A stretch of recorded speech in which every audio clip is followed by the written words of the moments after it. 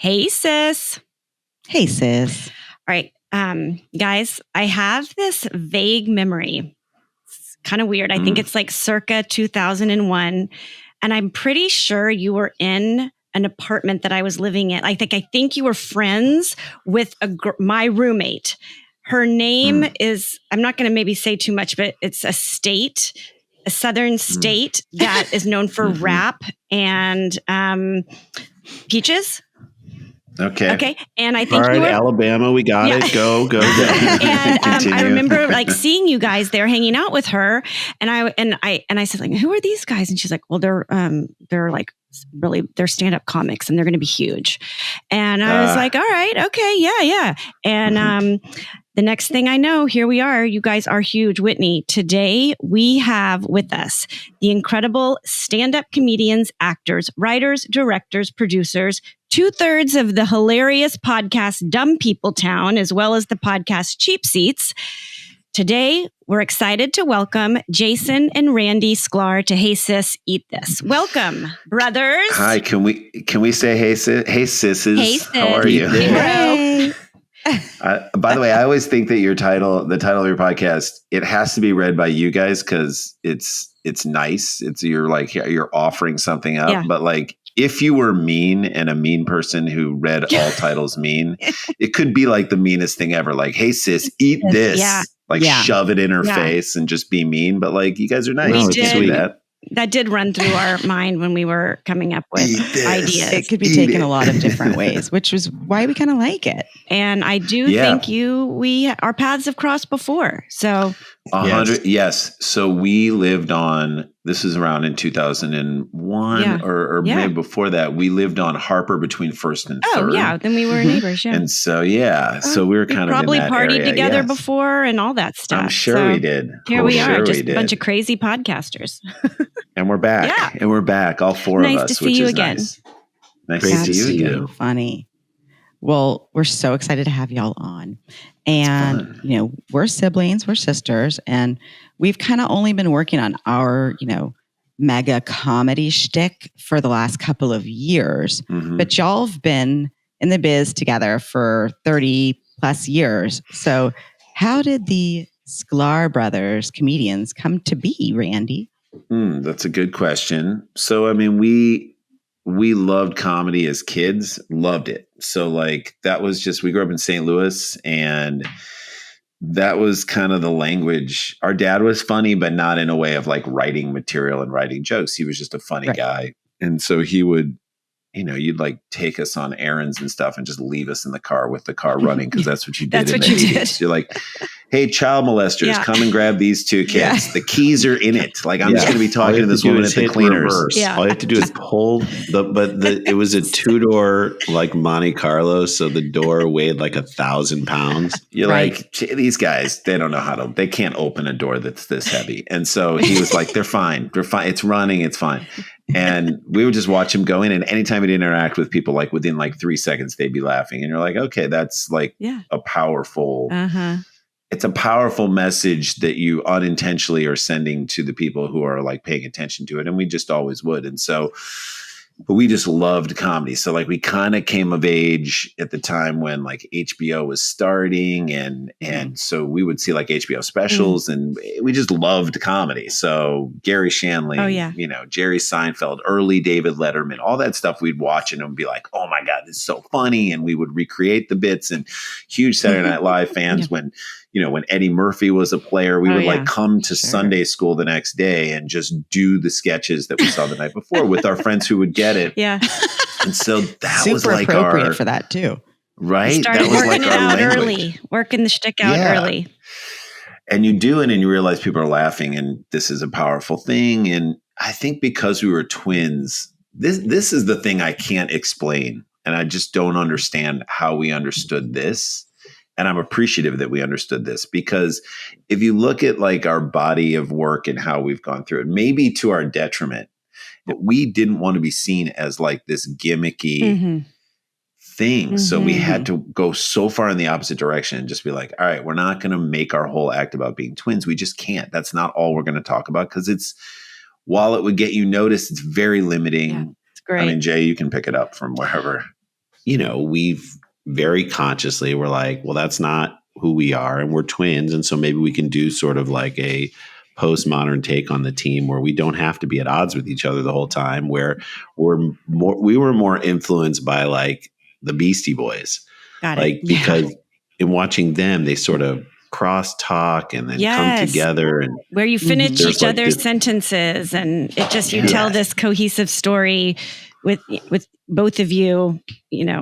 Yeah, I was telling you guys like before we got on air. So we can talk about this at any point in time, and we don't have to delve into it now. But we were working on a 2-man show that we put up at Dynasty Typewriter here in Los Angeles. Did it in New York as part of the New York Comedy Festival at Ars Nova. It's about identity, and really it's called The Born Identity, BORN. Okay. And it's about the two of us. And actually there's a whole of This American Life about us potentially being switched when we were 6 weeks old because we looked exactly alike. Our mom took us to the doctor's office for a regular checkup. The nurse took us away, brought us back. And like the only way she could tell us apart was from the diaper pins. And the nurse came back with the diaper pins in a bag and handed them to our mom with like Pampers on, the tape over diapers. Wow. Our mom was like, "What did you do? What is happening?" And the woman was like, "I don't know. How come you don't know?" Because you didn't have a mustache then. So how could you have I didn't. I should have. Yeah. I should have had the early. They both had mustaches. Well, and our other identical twins that came on, the mom would paint the fingernails when they were like each one had a different color on their pinky when they were infants. Yeah. So that's one way to do it. And again, you realize I look back at pictures and I'm like, I can't tell. Wow. If I can't see myself I cannot tell a distinguishing like facial expression or eye positioning. I just cannot. And so I'm like, I can't even imagine what it would have been for our mom. So it's something that kind of came back a few times in our lives. And the truth is, as we get back to answering this question, is as we went into our lives and we were trying to figure out who we were or what our names were. Not that it mattered that much, but it does matter. Every time we're like, it doesn't matter, it matters. The truth is, and what this show explores, is that our decision to become parents was the thing that defined us more than anything else. And as we sit here right now and you describe differences between the two of us, well, it's because of our situational thing of being parents that that defined us more than anything that we could try to figure out what our name was. So that is the path of this show. It's really cool. It's fascinating. And it sounds like you guys have the same thing, like Whitney can be this. Yeah. First of all, she's in Dallas. And then, you can be the other. You guys have these differing because of the paths that you've chosen. Well, enough about these Sklar Brothers then. We really want to get into why we're really here today, which is to celebrate Momma Annette, your mother Annette. Randy, Amazing. give us a little background about her and where she grew up. So our mom grew up in Canton, but she was born in Germany. Her parents like fled the Holocaust. She has 2 older brothers, and her parents crazy story, lived in Poland, very sort of well-to-do family. They had like a vacation house, and her father was an accountant at like a Budweiser type company in Poland. And so he was like the head accountant. And then when stuff started going down, they were like, you guys got to get out of here. Like the company gave them a heads up. How to get it. I mean, they had the wherewithal to get out early. They pushed him out early. They went down to like a very rural town where he was like just the head of a secretary pool at that point. And literally they got set up in the town. And at that point they were like, you have to leave. You have to leave now. And so they hid out like non-Jewish farmers, like hid them for a while in their place. And then they had to go live out like in a bunker underground in the woods of that area.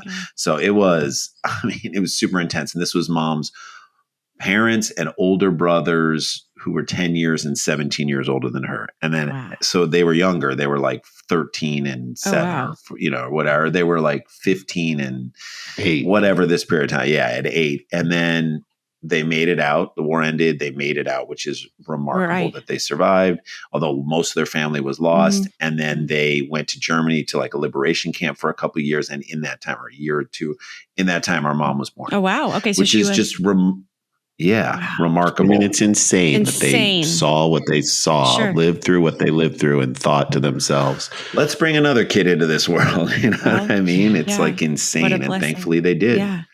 Yeah. So then our mom's like first memory is like riding on the boat over here when she was 3 years old. Oh my And gosh. she was like Sick the whole time. seasick Yeah. and, just kind of remembered it as like a rough trip. But, she grew up in Canton, Ohio, went to Ohio State University, very, very smart, like a national merit semifinalist. She was amazing.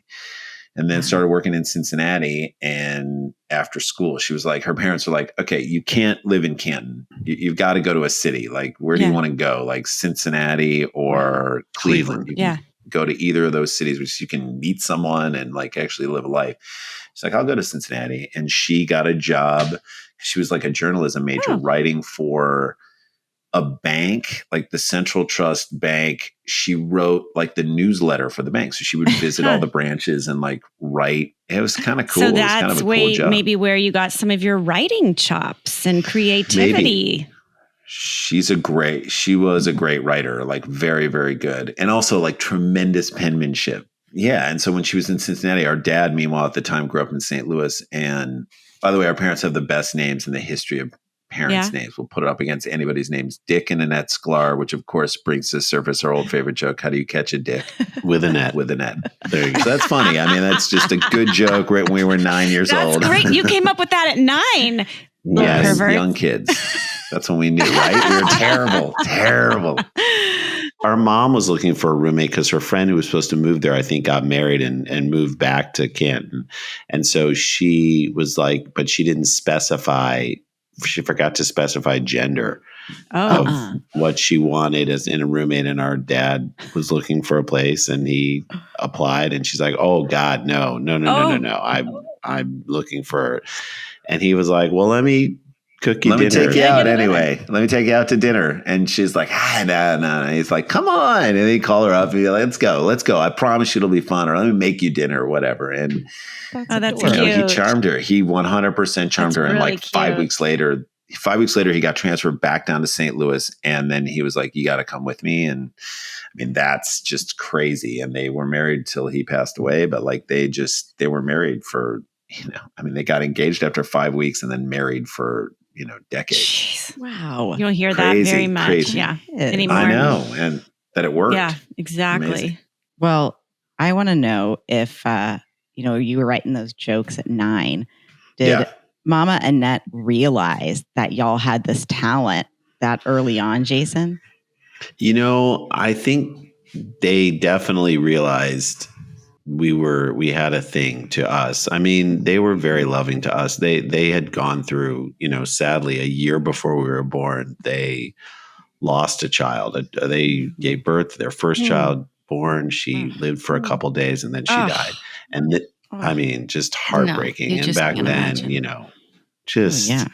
For anyone who's had a pregnancy loss and, later in my life, my wife and I have gone through a late term miscarriage. Like it's very, very hard.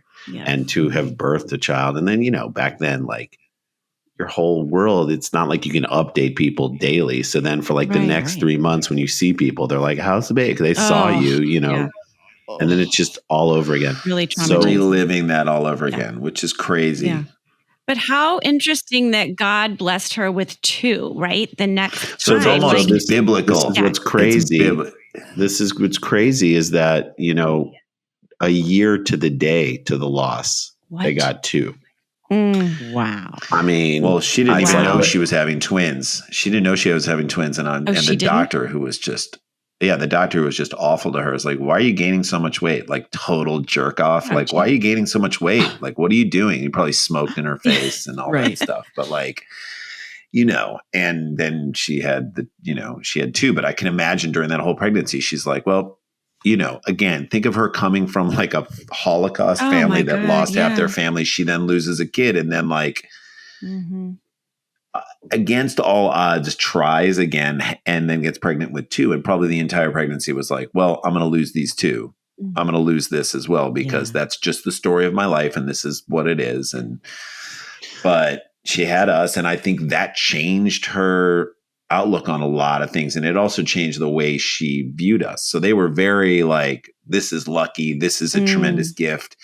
Given everything that we've had, this changes the way you look at kind of the way the universe is, whether you believe in God or not, or believe in the universe and or also not. how you treat your kids. And so, not that they and we were sort of like a weird entity that like got lots of attention anyway, because we were twins and identical twins, and like there weren't a lot of twins. And so they just were really weirdly supportive of all the things we were doing. So if like we were into making jokes and watching comedy and reciting comedy, they thought that was funny. Yeah. They thought that was like, fun. that's great.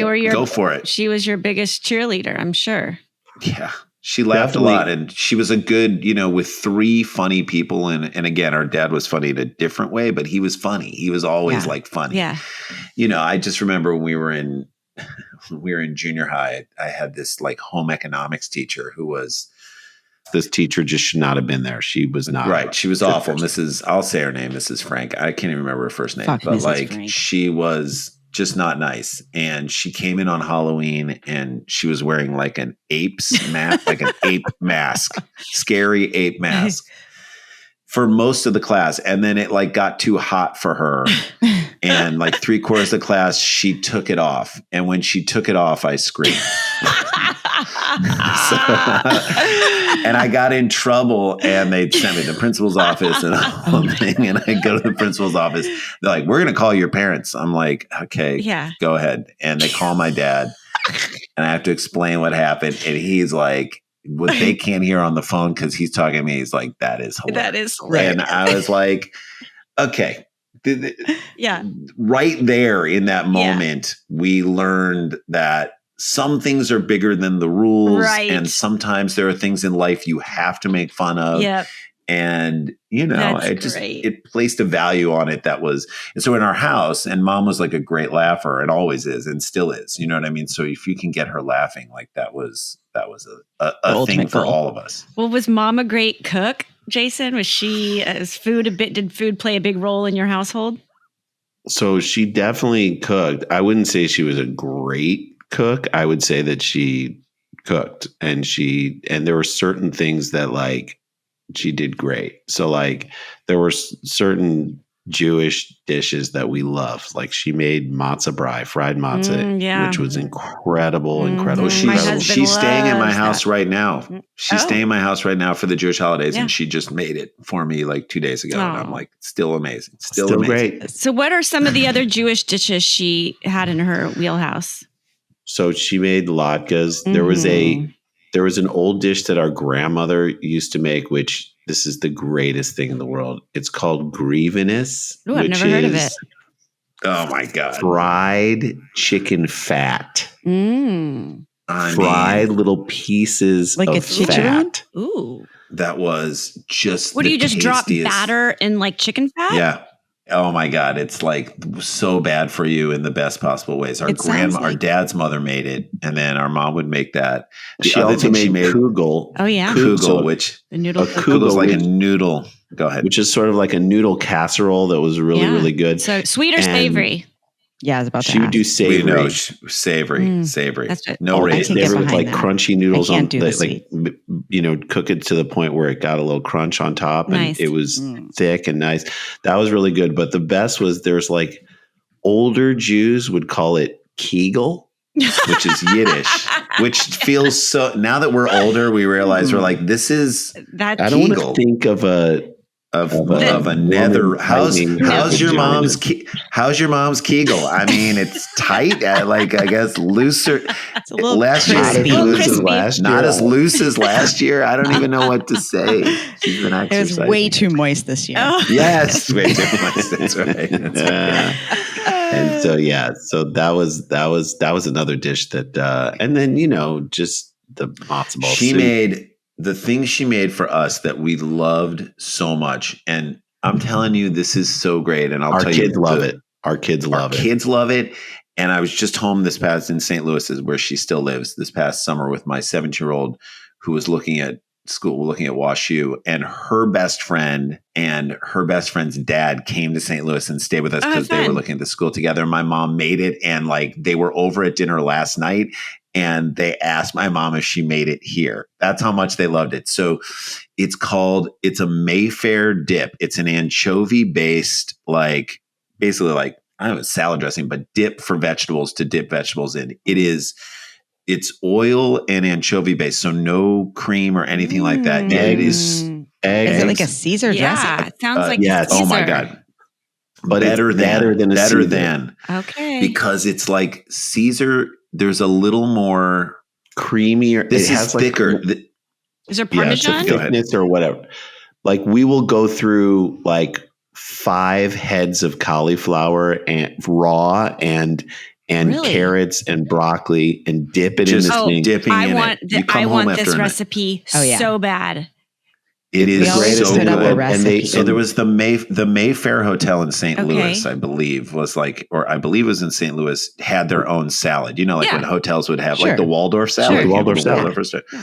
So like this, they had their own salad and they had their own dressing that they would make that they would toss the thing with. And this is, I mean, I'll eat this on salad. Yeah. My mouth is watering. Yeah. I'll eat this on salad. I'll eat this like to dip steak into. I was going to say, probably like put bread. make a pasta with it. Like, Oh, yeah. Oh my God. Everything. If you had steak and potatoes and put that on and just mix it all in, it's just incredible. But then vegetables, like Yeah. Jay said, good you're dip. sitting out, you're at a game, like a Super Bowl or anything, chop up the cauliflower, chop up the vegetables. And that's what we would like bring to our neighbors' pool parties as like the Sure. thing to bring. And like, it would just be gone. I mean, Whitney, you know what So the I'm Mayfair- thinking. This could be the one. For our website. Yeah. Yeah. I mean, we always Oh. get a recipe from our guests that Okay. their favorites. We from got to their ask mama. her. She's like very proprietary. Oh, She's yeah. I'm Our moms like that too. She's like the Right? Coca-Cola company. Like she'll take you on a tour of the kitchen, but you're not allowed to see the recipe. all right. But Well, maybe. she's going to have We'll ask her. she's How going long to is she have in to give town one for? recipe to us for our website. But that one, I mean, I will see if we can get if that one not, out of I her. might just have to come over and try that because I've never even heard of anything like that, and it sounds You guys amazing. will. It's a taste that is just. It's so singular and so good and so perfect on everything. It's just incredible. So we'd come home from college and we'd like literally come home from college. We went to the University of Michigan, Yeah. open up the fridge and it would just be sitting there. We're like, oh Aw, my that's so God, sweet. thank you. That's So yeah, That's so our amazing. kids love it too. Yeah. Well, I it's been get to passed town down. on Wednesday, so save us yeah. a bowl of it. So if you it's guys want something? We possible. should save you a little. I gotta. I want her to Tell make her it. to make She's it. gonna Tell her to make it. She's Come going out of on, town Mama. today through Thursday, but I'm going to make her make it on Thursday. Do you not know how to make She it? has to. And it's just Sounds so like a good, you department guys. store, but it Right? sounds I delicious. got to return something at Mayfair. I'm gonna Google it and see if I can find. See if you can find it while we're talking about Yeah. this. But it's just awesome, you guys. You would I love it. can't wait. I'm excited. Well, I want to know what it was like at your dinner table. Did you guys Fun. have meals every night together? Was Yes. she cooking every day? Yeah, and we did have meal. That was great because we'd just be like silly. Yeah. All right, you gather want to hear around. about this? Yeah. You want to hear Yeah, about that's this? it. And then Mayfair we'll get back salad to that. dressing is a salad dressing incorporating anchovies created at the Mayfair Hotel in downtown St. Louis. It was Yep. first served at the hotel's restaurant, the Mayfair Room, the first 5-star restaurant in Missouri, which featured Elizabethan-inspired decor. Chef Yeah. Fred Bangerter is believed to have created the dressing around 1935. Oh, wow. And here are the ingredients if you want to know. According to Yeah. legend, there's like legend involved. Okay, bro? Right. According to legend. That's in the Wikipedia. Mayfair salad dressing is made from an oil such as corn or canola, and I think our mom uses canola. A whole egg based, seasoned with anchovies, garlic, peppered mustard, horseradish mustard. May also use celery, onion. I don't think our mom uses champagne, black peppercorns. I don't know if she uses that.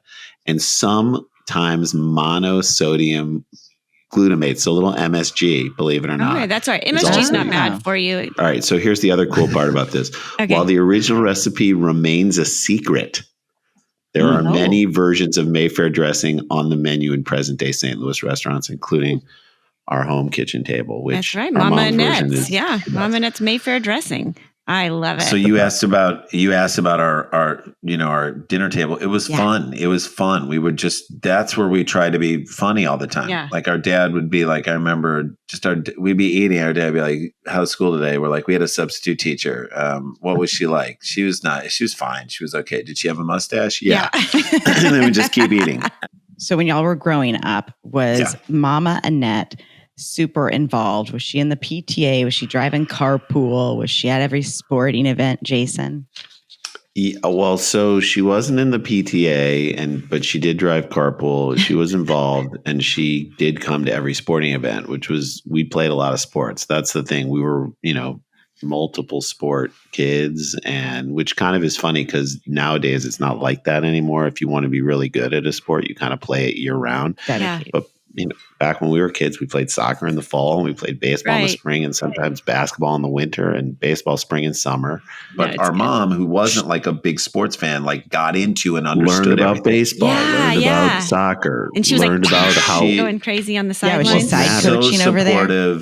But she was like, because we really took it seriously and we really cared about it. Like we sometimes would just get like mad when we weren't doing well. And like she was more in the role of like, it's fine, just relax. Yeah. Like, just you're have fine. fun. Huh. So she was like really good because again, the positivity, it goes back to the beginning. It's like the positivity she had about us. It was like, why are you getting mad about this? Like you guys are here, you guys are doing it. It's like, so she's like a tremendously positive force, but she, in our lives for all that stuff, she was the one who helped us with our work. She's a brilliant person. I mean, truthfully, writer. She was a journalism teacher. She then became a reading specialist and reading teacher. Then she worked in the early 80s in our she went back to school. She went back to school to learn computers in like 1980 or 79, which was like, you had to go to this big university and she'd have to like do these huge printouts and like, it was a very interesting choice to like learn computer. Like no one really knew. So cutting edge. And then she got a job in our school district, which was a really good public school district in St. Louis, the Parkway School District, as like part of this think tank to help develop computer curriculum for all the kids.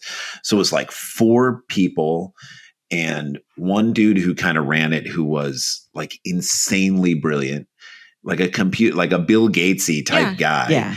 And he was on the cutting edge and they're like, can we develop this curriculum? And they developed like a whole, like they didn't develop this. I can't credit them for this, but the program they were doing was like an early form of email. And she like got us very into learning and to like it and reading and all that other. So she was a huge push to like get education was important. Hugely, because she was a teacher and an educator herself. So she would really focus. And if there was something we needed help on or like writing or whatnot, she kind of would help us get to that place. So she really instilled in us the importance of like, you better do well. Outside of like working and raising you guys and doing, it sounds like she was like super involved in the family, obviously, but did she have any hobbies? Like our mom, for example, is part of a book club that doesn't read the frickin' book. She's been in it for 30 years, like literally since we were, in elementary school. They go to the book club and they have someone come and talk about the book. So they don't even read the book. So are there any of these like quirky hobbies or clubs that she does or in? Yeah. She's at book club today, by the way. She's at book club today. Actually. Yeah. She was making pimento cheese sandwiches for book club. I heard her. She told me that yesterday. I had to go over and taste brown. Did you just grow up in Dallas? No, I didn't read it, but I made good snacks. Yeah, exactly. Oh, yeah. Well, she's like, I'm making tortilla soup for book club and pimento cheese sandwiches. And what's the book about? I don't know. I don't know, honey. I got to get this thing done. This is book club. We're not talking about the book. I'm talking about what I got to make, girl. Exactly. No, our mom plays mahjong. Your mom is Paula Dean. Yeah. Your mom is not Paula. Our mom plays mahjong and has played for years.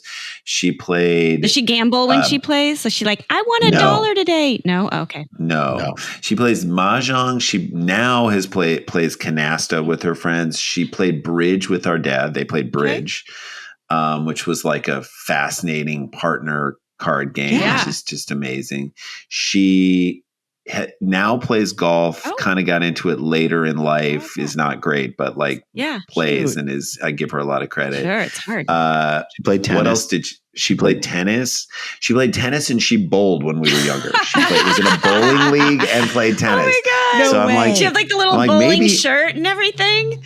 I'm like, wait, was mom a lesbian? I don't know. She played, what are we talking about? She played tennis, she bowled, she fixed the car. What is the problem here? Golf could be the giveaway. I don't know. I know. She took us to our first Indigo Girls concert. I mean, what is wrong? No. what did fill her time with lots of things, like would go play tennis and play doubles. Wow. And I give her a lot of credit. She walks with friends. I mean, and used to walk like a lot with friends. So like her friends in St. Louis, she has a phenomenal group of friends. They are all kind of around 75 to 80 years old. Yeah. And they're all, but not like 80 when we were kids. Remember 80 when we were kids? You're like, that's oh my like, God. yes, ancient. Yeah. A walker with like tennis balls on the bottom of it, blue hair, can't move. Yes. That's a different thing. Our mom is like, maybe if she's in the other room, I'll bring her so you can see her on camera. But like she's just looks like a younger person. And so I'm like, I don't think of you as she's 78, will be 79 in March. I'm like, I don't think of you as a 80-year-old person.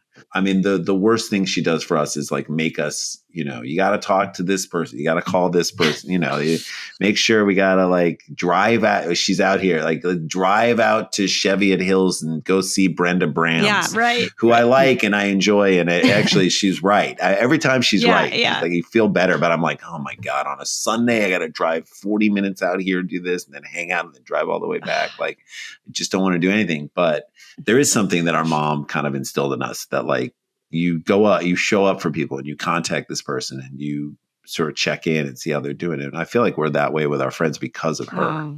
We all know that teenagers are little idiots, as Mama would call them. And your poor Momma Annette had 2 teenage idiots at the same time. So we want to know, what was the worst teenage idiot moment that y'all had that Momma Annette witnessed?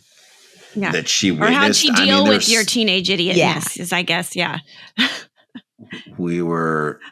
Jason shaking his head like in shame over there. I don't know what that means. We have a couple of idiot moments. I mean, we have many idiot moments, but like we're just dumb and dumb teenage boys. We were just dumb. Like they let us they let us take one of their cars because they were driving down to work together. Like we took the other car and it was not a nice car. It was like a Pontiac 6000 LE. And the best thing about it is like they screwed up and gave us like a better dashboard on it, you know, like an STE dashboard. So like, you know, most kids who are like got money to drive with like a BMW, whatever. We had like a Pontiac 6000 LE.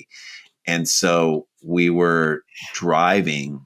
And we were good drivers, right? Like when we were 16, I don't know if you guys were this way, but like, you better take us before school. You better do it at 7 a.m. so that we can walk through the halls with a pink piece of paper that isn't our driver's license. And jingle your keys like in your hand. Yeah. Too, you know, what's up, bitches? Look at this. And it was like, but we were driving the Pontiac 6000 LE, and I remember I made a U-turn that was like a foolish U-turn. Foolish. Like I should not have done it. And I didn't even realize that I had to go the opposite direction, the middle of the road. I drove up on a median, like a low median. I mean, busted the bottom of the car so badly, like that oil thing, like completely, just like completely screwed Jason, you were in the car with him? Yes. Yeah. Yeah. I was like, what are you doing? What are you doing? What are you doing? And then I was like, oh, that's what did you do? And so like I then had to we took it to the dealership. Oh God. We're like, please don't tell our parents. They're like, they're going to know that your car is in here. Like, what are you talking about? And we went and sold a bunch of our like baseball cards that we had collected to pay for the thing so that they didn't pay. It was, it was so dumb. It was such a dumb mistake.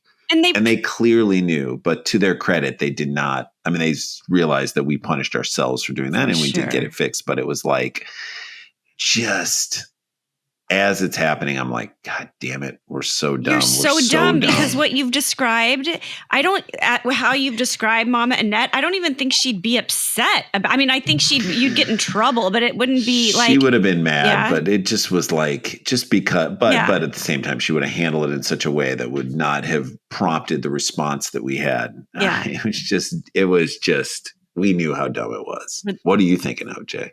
I was thinking of a little older. We were 19. We drove down to New Orleans. This is another dumb car story. Yeah.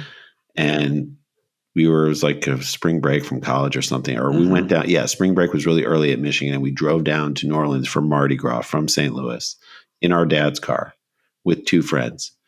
We parked the car without really checking the parking signs. Oh. Go out and have a crazy, dumb. I mean, Mardi Gras, just Mardi Gras. Hurricane. I mean, that's all you need. Which, to by the take. way, I think they 19 do years. need to change the name of the drink from a hurricane. Like let's stop. Let's stop with the natural disasters. So we were call it like a blizzard, for God's sake. Like whatever you do, just like switch the where it is and do the call it the drunk Louisianan or whatever. Yes. So Exactly. we were, did our thing, crashed out. I don't even know where we slept that night. I think it somewhere, I don't know. And we parked our friends car of a friend's place near Tulane. We get up in the morning, we go to where our car was, and it's gone. Uh-oh. And this is like, and then we're like, did we park it here? We started Like, walking we got around the all best the parking spot at Mardi Gras. This is unbelievable.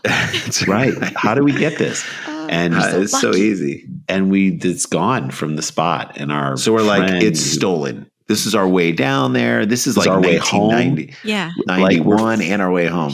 And this is not, you don't have a cell phone. You can't like track your car. There's no one to call. We don't know how to call anyone. We're 19. So someone's like, well, maybe it got towed. If it didn't get stolen, maybe it got towed. And we start calling all the tow lots in New Orleans, which is insane. And they're like, we don't have this car. We don't have this car. We called the last tow lot that we were going to call because then we would assume it was stolen.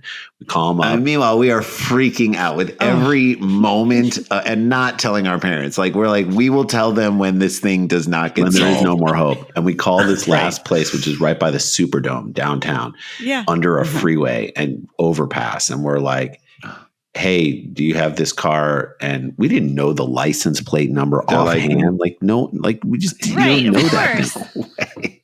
And so we said it's like an Oldsmobile 88 or 98, so whatever. It's a piece of crap car, but we're like, it's gray or silver gray. And guy's like, nah, man, nothing's been brought in. And then we're like, are you serious? He's like, yeah, sorry. And please go check again. One more and time. He goes and checks, and he comes back and he's like, oh, wait. And we're like, oh, what? Like, why didn't you? And he's like, I think we have it. And we're like, you fucking so mad at this guy. We race down there. We take a cab because like there is no Uber. There's no way. And no one's driving us. Nothing. Take a cab down to this place in hopes that we're like, if it's not our car, we're going to just say it is and we're going to steal it. Like that's where we are in our lives. Yeah. We need a ride home.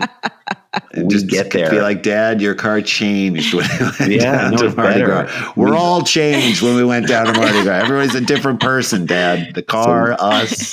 We go down and we get in the lot and it is our car. And they're like, I cried. I literally I fell to my knees like, oh my God. And then we're like, wait, how much is it to get it out? And they're like $180. And none of us had $180. No. I think we all pulled our money up. And then when we got back to St. Louis, we finally we told our parents everything that happened. They paid our friends back. Aww. It was terrifying and so dumb. Yeah. Well, so that's why we called this series Teenage Idiots. So yeah, my God, we were teenage idiots, and for the most part, we were very responsible people, and we, our parents, because they had to work so hard and all that other stuff, we weren't the type of people that would try and screw them over or were pitted against them. We were just idiots in the way like normal people are like idiots, and that's just what we did. Like nobody got anybody pregnant in high school, and nobody did like that stuff. Nobody was like, well, I'm running away. We just weren't that. We all kind of realized, and stupid DUI crash and none of that stuff. But I think the dinner table has a lot to do with it. You become more of a family unit when you sit down and hang out all the time. It's like you have more people to be accountable to, and you're sort of on a regular check-in basis that you're like, I can't be harboring some secret if I'm seeing these people every day at night. And I love that. I couldn't agree more, Jason.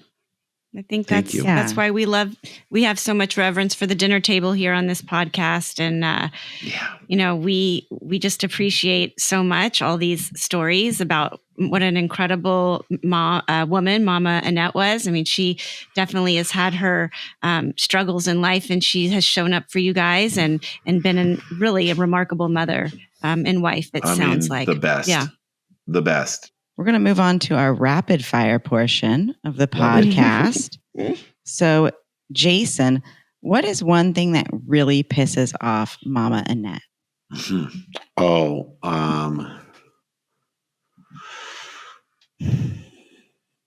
let me think. I mean, there are things. Good job on the rapid fire, Jay. Yeah, take as much time as you want in My a segment inability- A lot of called people say rapid they're fire. the husband.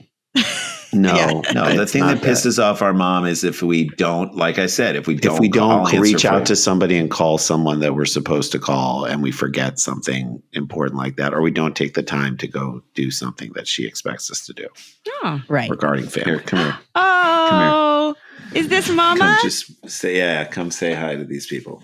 Here, put this on your ear. There's Mama. Oh, Mama Here, put this in your Annette. ear. wait. Can I sit down? Yeah, you can sit there. Okay, Yeah, sure. good. Can she hear Here she us? is. Can she hear us? Wow. Here, Hi, put that in Momma your- Put this in Annette. your ear. Okay. Put that in your ear. Okay. Oh, Say hi. Can you hear it? yeah. Hi. I can hear it fine. Hi, guys. Do you know we're celebrating you on this podcast today? So we're talking all about you. Oh, no. No, See? it's Don't say anything. There's nothing about me. I'm bored. No, they I'm love very you. boring. You're not bored. You're You're not just- boring. Except here, it's very exciting when they're here. It's wonderful when they're here. It's so much fun. Positive. Yeah. well, Tell them what I'm going to do after this podcast. What I'm going to do for you. Please tell them. What am I going to do? What am I going to do today for you? Oh, we're going to Palm Springs. Am I going to Palm Springs? You're going to take me there. I'm going to take you half. I'm taking her half the way there. It's like with my Ontario brother-in-law or and something? sister-in-law. Yeah, basically like right there. So we can play golf. nice. So she can hang out and Aw. play golf in 107 degree weather. We like to do that. Right. But I'm driving her to there and then 40 That's minutes really out nice. and then 40 minutes you know back. what? That is You it. know what, Randy? Is this an amazing? You know what, Randy? Is this amazing son? Well, but you know what? After hearing this interview, you've done a hell of a lot for him. So I think he can drive you Yeah. 40 minutes to Ontario. You have done a lot. Do you know what we told him about, Mom? Mayfair. Yeah, I was wondering if. yeah, great place. You have to go to St. No, Louis. we want the Mayfair dressing recipe for our website. No way. See, I told you, she's so guarded. You have to be at my house and stay there. Okay. All right. Well, Okay. That's the I best live in one. LA, so I might need to sneak over and try this. And You absolutely can. You absolutely Come over. Oh. Come can. on You got to over. make it when you come back. You got to make it when you come I back. have the best two sons. They're amazing. Well, they have the I best- just can't believe I Aw. have them. And the daughter-in-laws. well, maybe since she's Aw. here for rapid fire, I'll just go ahead and ask her the next question instead of the boys. Ask her. Go ahead, ask her. Annette, who's your favorite? Yes. Neither. She'll never. They're both. She'll They're never. both- She could never. You'll never find that. They're amazing. Both of them are She would incredible never. in different ways. Yeah, of course. They are in different ways. It's so cool. I know. It's the best from the beginning. From the beginning, we've had more fun together with us. We really have, Yep. and it's been great. So I'll let you go. It's great to take you. What's your name? I'm Courtney. Whitney. Courtney and Hi, Whitney. Courtney. They're And sisters. They're 6 years apart. Oh, your sisters. Oh, this is so Yeah. cute. You have two darling girls. Oh my God, are they cute? Thank you. It's Dude, so these- nice to meet you. Nice to meet you two. Come to St. Louis. Okay. I'd I've love never to. been, I don't Alrighty. think. Yeah. Bye, Momma Annette. See? I'm coming See? for the Have Mayfair. fun. I think that's worth the trip Come for the alone. Mayfair. Definitely That's come to delicious. my house for great. Mayfair. The best. Anytime. Bye-bye. Bye bye. Love it. All right. My mom There you treats go. a podcast Okay. like a phone call. It's okay. It's fine. All right. I'll call you later. Talk to She's you like, later. I'll call you later. See you later. Call I'm you like, later. yeah, you probably won't. I love but it. that's okay. I think there's someone else calling in on the other line. Hang on. There's another podcast calling in. Right. Call Me Daddy is calling in right now. Oh my gosh. Yeah, I mean, did we describe her perfectly? She's amazing. Yes. She's She's Did we adorable. like totally set the picture perfectly? Yes. Like that is. What a treat. I will say this because What a treat she right, I'm popped saying in. like you talk about the mom. You know, Yeah. I was listening to the Natalie Wood's Yeah. daughter. I was Yeah. listening to that podcast. Like you talk about it. I have an idea about the moms, and I have an idea of who they Yeah. are. But then to actually bring the person here that we have been painting the picture of, Yeah. like she delivered exactly who exactly 100%. who we I said love she it. is. I mean, she's so clear in her who she is. She's awesome. She's so sweet and cute. Yeah. Jason, does Momma Annette have a go-to saying? A go-to saying? Yeah. I don't know.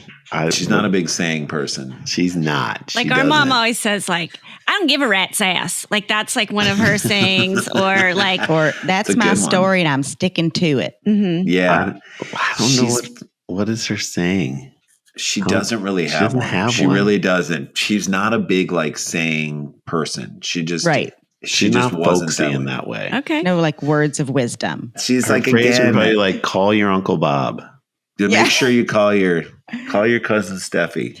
Be sure to, and then insert family members. Insert family member, contact them. Be sure to call. That's her phrase. That's her phrase. Well, Randy, as we wrap up here today, what's one thing you would want Momma Annette to take away from hearing this podcast today? I mean, she already knows how much we love her. We do it in actions all the time, and we try and, you know, the hard part is she lives in St. Louis. Like we wouldn't want to move her out here because her whole life is in St. Louis, and like we said, Sure. she's got all these friends that she does stuff with, and she still lives in the house that we spent most of our time. We moved there when we were like 4.5 years old. I want to make sure everybody knows where to find the Sklar Brothers to listen, to watch. Give us the rundown. So we do 2 podcasts. I'm assuming you guys like Dumb People Town. Love It's it. really fun. It's kind of like true crime with no consequences. Right. It's like people doing the dumbest things ever. A lot of times getting in trouble with the law. Sometimes it's just stupid. Sometimes it's like we'll take a Reddit of like, am I the asshole? Did I do something wrong? Like I called off my wedding because he didn't respect this thing. And we kind of go through all of it. And we have a really good comedy, usually a really good guest, a good comedy guest. We'll have you guys on. It is so much It's fun. hysterical. Absolutely. We were crying on laughing It's out like loud. 45 minutes of just, this is what I would say.